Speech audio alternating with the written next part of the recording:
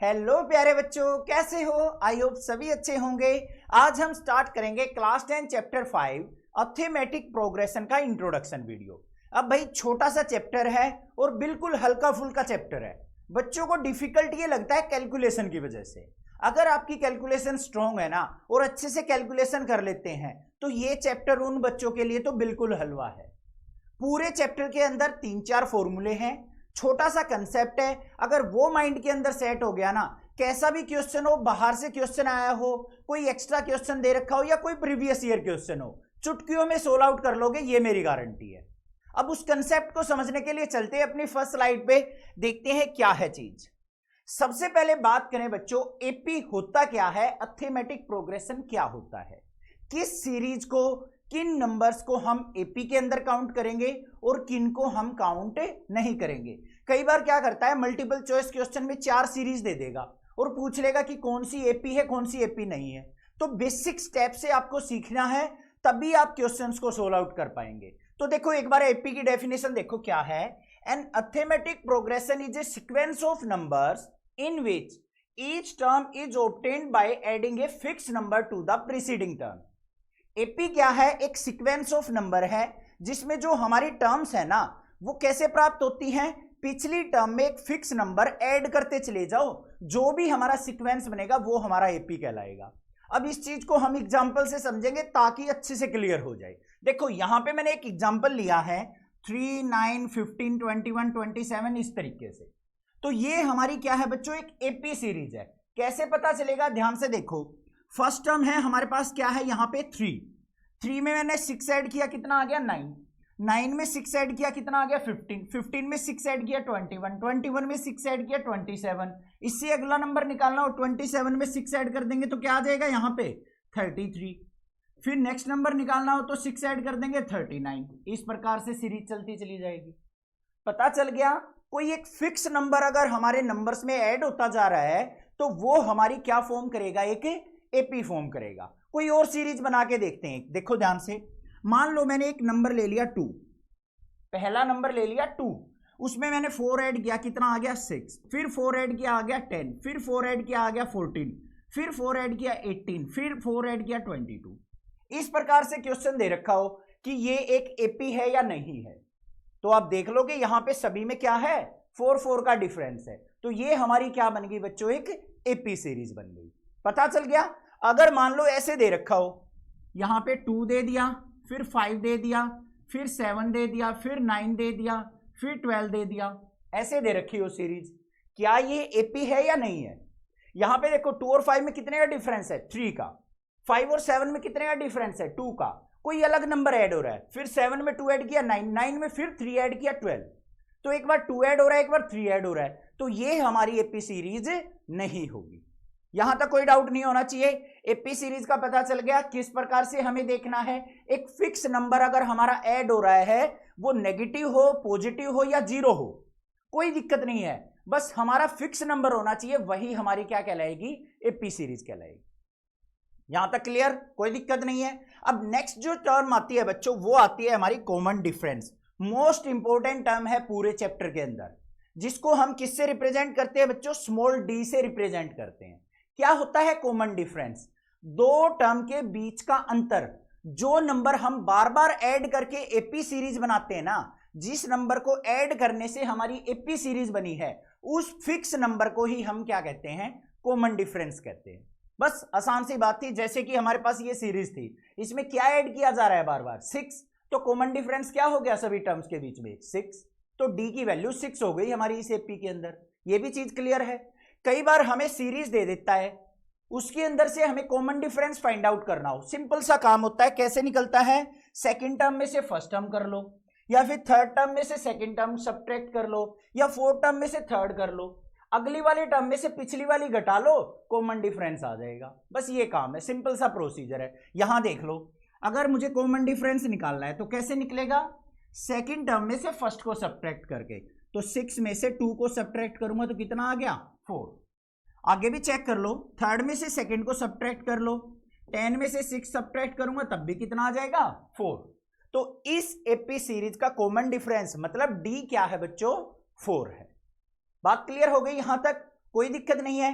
अब एक और चीज आती है, छोटी सी टर्म है first term of an AP, कि पहली जो टर्म होती है ना किसी भी एपी की, उसको हम छोटा ए, स्मॉल ए से रिप्रेजेंट करते हैं। अब यहां पे जैसे ये एपी सीरीज है, इसकी फर्स्ट टर्म क्या है 2, तो ए की वैल्यू क्या हो जाएगी 2, ये हमारी फर्स्ट टर्म हो गई, और कॉमन डिफरेंस यहां पे क्या हो गया हमारा 4 हो गया। ये सारी चीजें आपको क्लियर हो गई होंगी या नहीं होगी? बस ये दोनों चीजें आपको क्लियर हैं। अब चलते हैं आगे। नेक्स्ट चीज क्या दे रखी है बच्चों, general form of an AP, कि कोई भी एपी सीरीज है उसकी जनरल फॉर्म कैसे लिखी जाती है।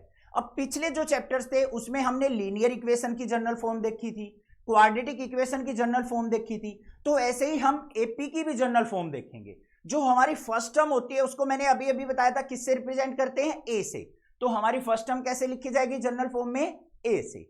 फिर सेकेंड टर्म निकली है तो हम क्या करेंगे, उसमें कॉमन डिफरेंस को ऐड कर देंगे। थर्ड टर्म लिखनी है तो हम क्या करेंगे, a प्लस 2d कर देंगे। फोर्थ टर्म लिखनी है तो a प्लस 3d कर देंगे।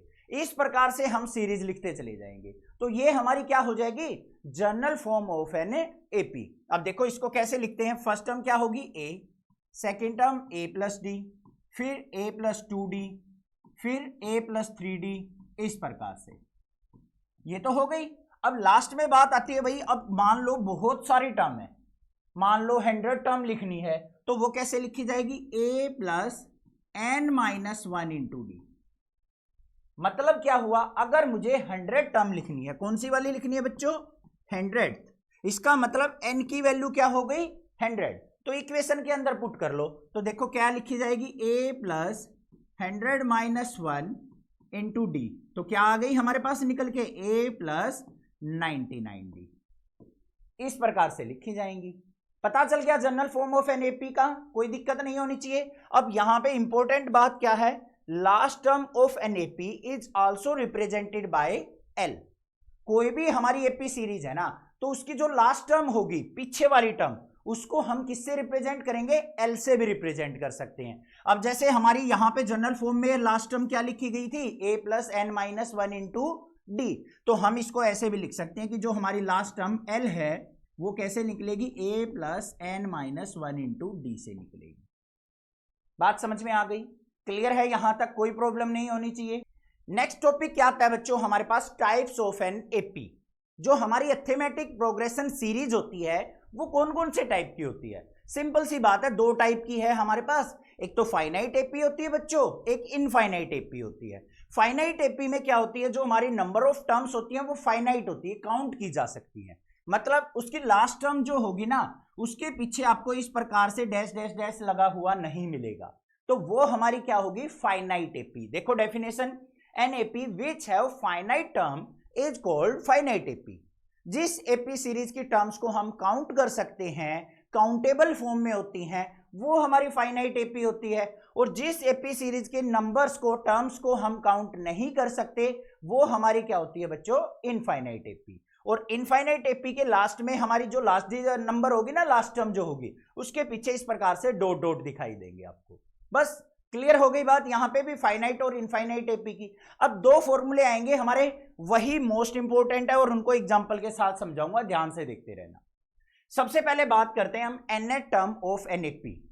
किसी भी एपी सीरीज की nth टर्म अगर हमें क्वेश्चन में फाइंड आउट करनी है, तो सिंपल सी बात है, ये फॉर्मूला हम यूज करेंगे, an equal to a plus N minus 1 into D. अब एक एपी सीरीज मैंने यहां पे ले रखी है बच्चों, इसकी फर्स्ट टर्म को मैं किससे रिप्रेजेंट करूंगा, a1 से, सेकेंड टर्म क्या होती है a2, third term a3, fourth term a4, fifth term a5, ऐसे चलती जाती है हमारी, ठीक है। अब हमारे पास यहां पे क्या क्या चीजें हैं जो फॉर्मूले में यूज हुई हैं, a क्या होती है बच्चों, हमारी फर्स्ट टर्म, ये चीज ध्यान देनी है बस। n क्या होता है हमारा, नंबर ऑफ टर्म या फिर nth टर्म। d क्या होता है हमारा बच्चों, कॉमन डिफरेंस, कॉमन डिफरेंस। बस ये तीनों की तीनों टर्म और ये फॉर्मूला बहुत काम का है, सारे क्वेश्चन सोल्व आउट करके देगा आपके। कैसे यूज किया जाता है वो समझ लो। अब देखो बच्चों, हमारे पास एक सीरीज है, एपी सीरीज हमने ली है 3, 7, 11, 15, 19, ठीक है। अब अगर मान लो आपसे कह दे कि भाई इस एपी सीरीज का कितनी टर्म्स है, इसमें 5 टर्म्स हैं, कह दे कि इसकी 6 टर्म फाइंड आउट करो, इस एपी सीरीज की 6 टर्म फाइंड आउट करो। तो सबसे पहले हमें क्या करना पड़ेगा भाई, इस एपी सीरीज के अंदर देखो ए की वैल्यू क्या है 3, फर्स्ट टर्म 3 है, कॉमन डिफरेंस कैसे निकलेगा, सेकंड टर्म में से फर्स्ट टर्म सब्ट्रैक्ट करके, 7 में से 3 सब्ट्रैक्ट किया तो कितना आ गया 4 आ गया। हमें फाइंड आउट कौन सी करनी है, 6 टर्म फाइंड आउट करनी है। कैसे निकलेगी, सिंपल सी बात है, फॉर्मूला क्या है हमारे पास, an equal to A plus N minus 1 into D. N की वैल्यू 6 पुट करेंगे तो a6 इक्वल टू, ए की वैल्यू क्या है बच्चों 3 प्लस में एन की value 6 minus 1 multiply, common difference कितना है हमारा 4, बस फॉर्मूले में पुट कर दो। तो a6 इक्वल टू क्या आ गया यहाँ पे 3 प्लस 6 माइनस 1 क्या हो गया 5, 5 4 जा 20, तो 20 में 3 ऐड किया तो a6 किसके इक्वल आ गई हमारी 23 के। अब यहां पे चेक भी करो बच्चों, 19 में अगर मैं 4 ऐड करता हूं तो कितना आएगा 23, और हमारी 6 टर्म निकली क्या है 23 निकली है। बस इस प्रकार से हम इस फॉर्मूले का यूज करेंगे, कोई से भी नंबर की टर्म निकालनी हो। अब मैं कह दूं आपको इस एपी सीरीज की 50th टर्म फाइंड आउट करो, कौन सी 50 नंबर की टर्म फाइंड आउट करो, तो कैसे लिख लेंगे, यहां पे देख लो a plus N minus 1 into D, A की वैल्यू क्या है 3 प्लस में 50 माइनस 1 इंटू कॉमन डिफरेंस 4, तो यहां पे क्या आ जाएगा 3 प्लस 49 की 4 से मल्टीप्लाई करेंगे तो क्या हो गया 196, 196 में 3 ऐड किया तो क्या आ गया 199, बस आ गई सीरीज, 50th नंबर आ गया हमारा उस सीरीज का। इतनी जल्दी हम फाइंड आउट कर सकते हैं। बात क्लियर हो गई या नहीं होगी, कोई दिक्कत नहीं होनी चाहिए यहां तक, ठीक है। आगे चलते हैं, नेक्स्ट जो चीज आती है बच्चों वो आती है हमारी लास्ट टर्म इस एपी सीरीज के अंदर या एपी चैप्टर के अंदर, sum of n terms of an AP. मान लो आपको बच्चों एक एपी सीरीज दे रखी होगी और कह देगा कि इस एपी सीरीज के सभी नंबर्स का सम फाइंड आउट कीजिए। उसके लिए आपको 2 फॉर्मूले देखने हैं। सबसे पहला फॉर्मूला क्या है, Sn equal to n by 2 into 2a plus n minus 1 into D. दूसरा फॉर्मूला क्या है हमारे पास सम का, Sn equal to n by 2 into a plus l। अब आप सोचोगे सर ये फॉर्मूला कब यूज करें और ये फॉर्मूला हम कब यूज करें, बिल्कुल इजी है, ध्यान से देखो। यहां पे आ जाओ बच्चों, n का मतलब क्या है नंबर ऑफ टर्म्स, आपसे कहेगा 10 टर्म का सम फाइंड आउट करो, तो n की वैल्यू तो फिक्स हो गई, वो यहां भी यूज होगी यहां भी यूज होगी। उसके बाद क्या है 2 हमारा इंटीजर वैल्यू है, फिक्स है। उसके बाद a हमारी फर्स्ट टर्म है, l हमारी क्या है लास्ट टर्म।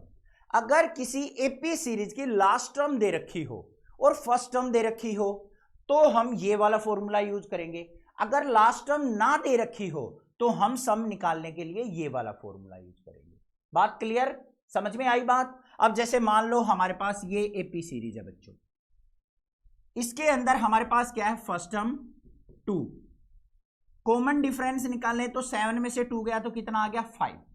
अब मान लो इस एपी सीरीज की 10 टर्म्स का सम आपको फाइंड आउट करना हो, कितनी टर्म्स का 10 टर्म का, 10th नहीं लिखेंगे 10 टर्म्स का सम अगर हमें फाइंड आउट करना है तो ये फॉर्मूला यूज कर लेंगे।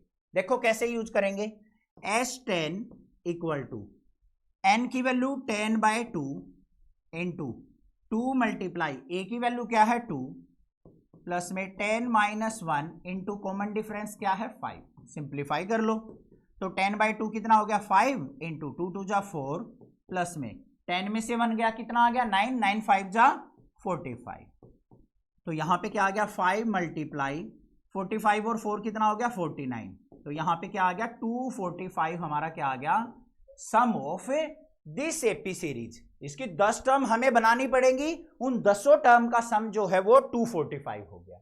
अब आपके माइंड में आ रहा होगा सर इस एपी सीरीज में तो लास्ट टर्म भी दे रखी थी, आपने ये वाला फॉर्मूला क्यों यूज नहीं किया, आएगा ना माइंड में। बच्चों देखो हमें कितनी टर्म्स का सम पूछा है 10th टर्म का, 10 टर्म का सम निकालना था।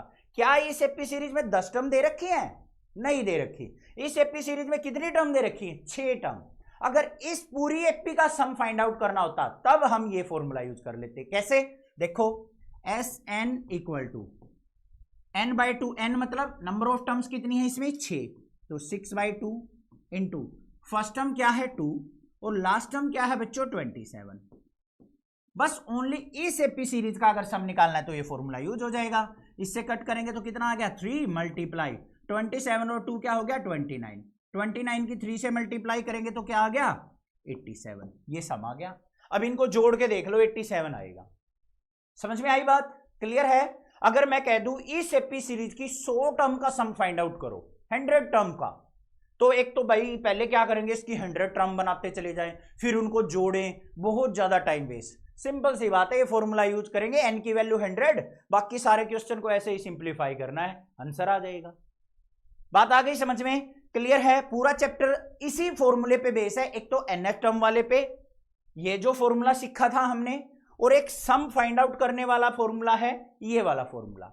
ए और कॉमन डिफरेंस का आपको पता चल गया है, और कुछ भी नहीं है चैप्टर में, को घबराने की जरूरत नहीं है। कई बार देखो बच्चों, मैंने ये चीज आपको बताई थी, जो A N equal to A plus N minus one into D है, जो ये ए एन होता है ना nth टर्म, इसको हम एल से भी रिप्रेजेंट करते हैं। घबराने की जरूरत नहीं है। एल का मतलब है लास्ट टर्म, nth टर्म का मतलब बिल्कुल लास्ट वाली टर्म, तो एल से भी रिप्रेजेंट किया जाता है। ठीक है, ये चीज ध्यान देना। कई बार हम ए एन की जगह एल भी यूज करेंगे क्वेश्चंस में, तो कहीं घबराने लग जाओ, सर ये ए एन की जगह एल कैसे आ गया। क्लियर होगी बात? सारी चीजें क्लियर हो गई होंगी चैप्टर में। कुछ नहीं था, बिल्कुल हल्का फुल्का सा चैप्टर था।